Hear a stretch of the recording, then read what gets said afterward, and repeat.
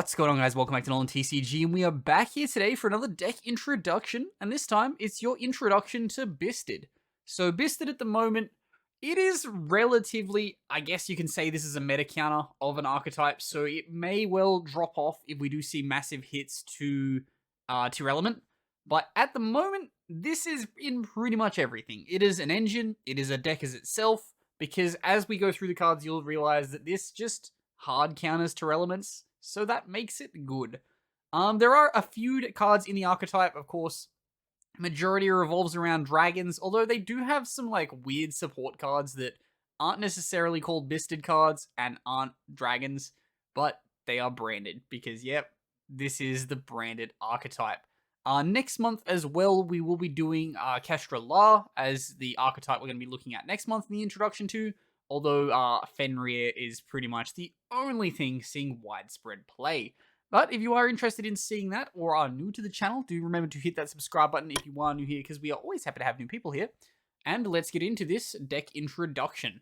So starting us off, we do have our first list. It is Byssted Dragon Maid. This is probably the, I guess, way you're going to see like more of this archetype in action. It does play a wider line. We do have a Dragon Link list as well that's going to be coming up, so that'll be the next one we're going to look at. But first off, like always, we're going to go through the cards one by one. So first off, we have the main card that you'll see pop up in pretty much everything. It's Byssted Magnamut. So they all have, or the main little ones have the same first effect. So it is, you can target one light or dark monster in either graveyard. That is, either graveyard, hence the to relevant negation. Banish it, and if you do, special summon this card from your hand. So it does cause them to no longer be in their activation zone. They have to shuffle themselves back, so they get negated. This is a quick effect if your opponent controls a monster. Very important.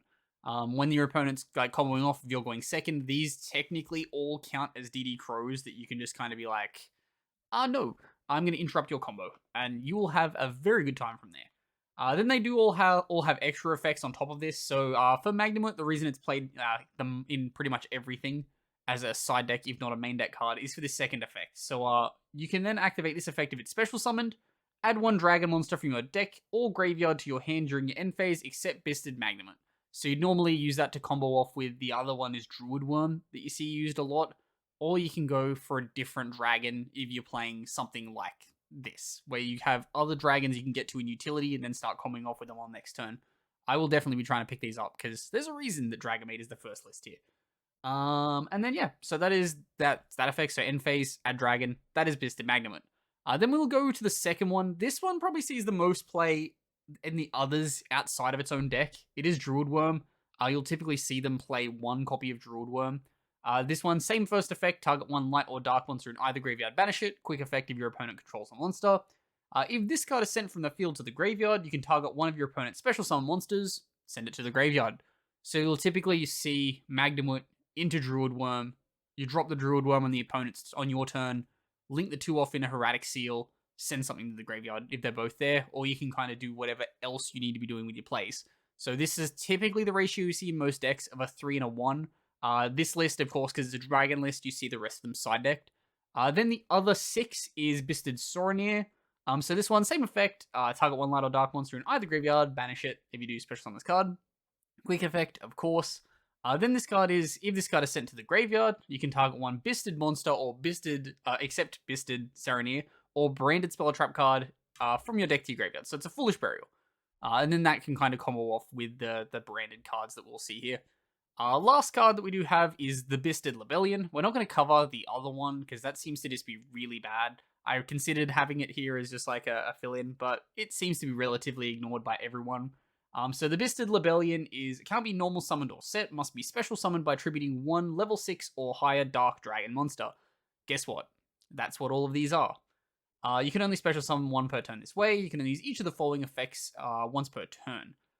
You can send this card from your hand to the graveyard, add one Byssted monster from your deck to your hand. So it effectively tutors out your Magnamut, and then your Magnamut can be the interruption that you need.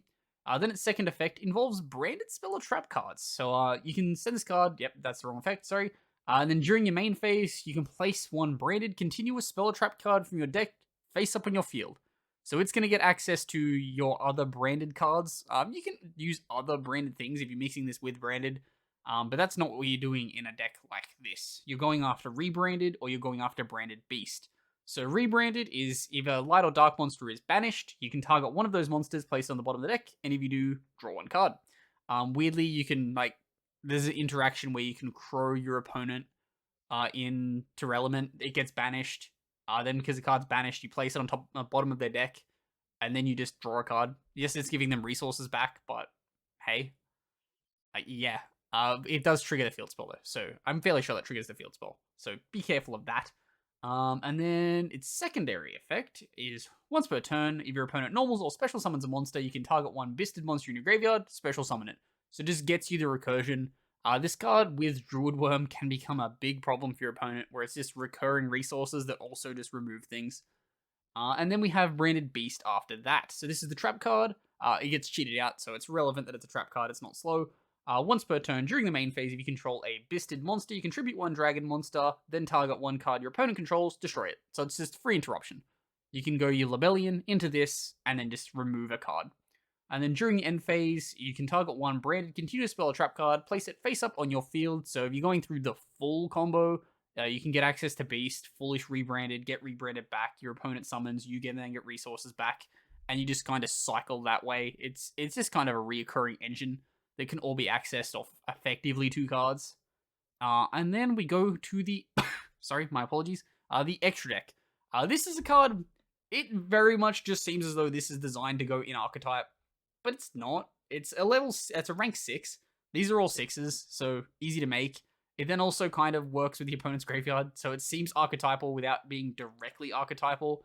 So it's monsters you control gain 100 for each card in your opponent's graveyard. Quick effect, you can target one card in your opponent's graveyard, then detach 1 or 2 materials to activate the appropriate effect.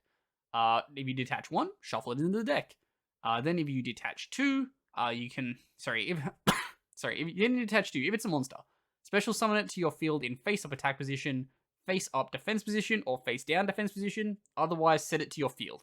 At first, I was super confused by this, but this just toolboxes your opponent's entire graveyard for yourself. So you can just, set anything that your opponent has in their graveyard to your field. And that is pretty good. Pretty good for a walking rank 6. Also, quick effect. Quick effect to Crow. You can just take your opponent's True Elements again. More things that just set up your hard counters. Now, this list has been on screen for a while, so we will shift over to our next list, which will be Dragonlink Byssted. Okay, and now we have our list for Dragonlink Byssted. So this effectively is just standard Dragonlink with free extenders that interact with your opponent for when you're going second. Interestingly, not playing that rank 6 that we showed off in the last list, which is the main reason why I showed that list first. I think this will be the best way to play this engine in its entirety in the TCG when it arrives. There's not too much out of this list is gone. You can actually probably trim this down to 40 cards just by taking out the cards that aren't legal, with 3 Maxi, 1 Wyvern Burster, and then your 1 Call by the Grave going out of your list. That knocks you down 5 cards, so you'd only 43, and you can kind of spice this however you'd like. But the list is your standard Dragonlink. So we've got 1 copy of Absorata with 3 Ash Blossom, 1 Collapsed Serpent with our 2 copies of Druid Worm, then we got 3 Magnamut, and then 2 copies of Soronir, along with the 3 copies of the Libellion. So this is the ratio we've kind of looked at here, is a 2-2-3-3 ratio. I think it's probably the best way to go with it. You can maybe trim down the 1 Druid Worm, given that you have ways to recur it, but it's a good card. Then we have the rest of our Dragonlink line. So we've got 1 copy of Destrudo with 1 Remus, 1 Magna Rocket, our Triple Maxi, of course, for hand traps. Caliber, Recharger, Synchron, and 3 Tracer are our standard rockets, apart from the Magna Rocket. Then we have our 3 copies of Safe It, and then 2 copies of Wyvern Burster. So again, like I said earlier, you can just trim this to 1, and you can adapt this list pretty easily. We then have 2 copies of Bootsec Launch with 2 copies of Call by the Grave, 3 Chaos Space, 1 Crossout, 2 copies of Dragon's Ravine, triple Quick Launch, and then we have our Rebranded, followed up with our Branded Beast, and then a Talents to round out the main deck. For the extra deck, relatively, again, just standard Dragonlink extra deck. We've got 1 copy of Baron, 1 copy of Savage, 1 Chaos Ruler, 1 copy of Hot Red Dragon Archfiend Abyss, then we've got the Borderland with a Borreload, then 1 Dark the Dark Charmer, a Deligerous, Dragon Knight Romulus, let's just go with that. Then we have Pisty, Herratic Seal of Heavenly Spheres, 1 Quad Boral, and then triple Striker Dragon. I've said this multiple times as we've gone through this list. You can just adapt this relatively easily to the TCG, and you shouldn't have a massive amount of problems with creating this list. If anything, I might put in more Hermetic Seals, given the fact that you do just have these free dragons that just kind of float around and are recurable. Getting it on the follow-up turns, if you're not OTKing your opponent, is gonna be good. Okay, and lastly, we have Salamangreat Byssted. This did really well, surprisingly, at the event that it was in. And when you look at it, it is effectively just anti-Terelement, I comboed off and killed you deck. So you're just trying to get to your access code talker that's going to punch your opponent in the face for a lot of damage. And then these guys are going to punch your opponent in the face for a lot of damage. And that's going to mean that you've won relatively easily. So the list is as follows. We have our triple copies of Ash Blossom Joyous Spring. Then we've got 3 copies of Druid Worm, 3 Magnumwood, 3 Saronir, and 3 Lebellion. Maxing out on them because, again, they are crows that have a lot of attack. And then they will do lots of damage followed up with the access code that you're going to get easy access to.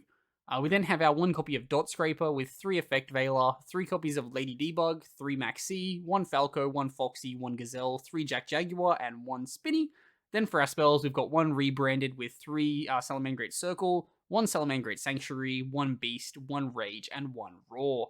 Then for the extra deck, we've got 1 copy of Mirage Stalio with 1 access code, 1 Heat Soul, 1 Heater with 1 Lingaribo, triple Balinks with 2 Heatleo, 3 copies of Sunlight Wolf, 1 Splash Mage, and 1 Transcode Talker. But that will wrap us up here for this month's deck introduction. Like I said before, we're going to be looking at the, I always call it the Shangri-La deck, but it's not that. That deck that's just effectively a Pankratops with an archetype strapped on. Yeah, that'll be next month's one. I said it earlier. Do subscribe if you are interested in seeing that.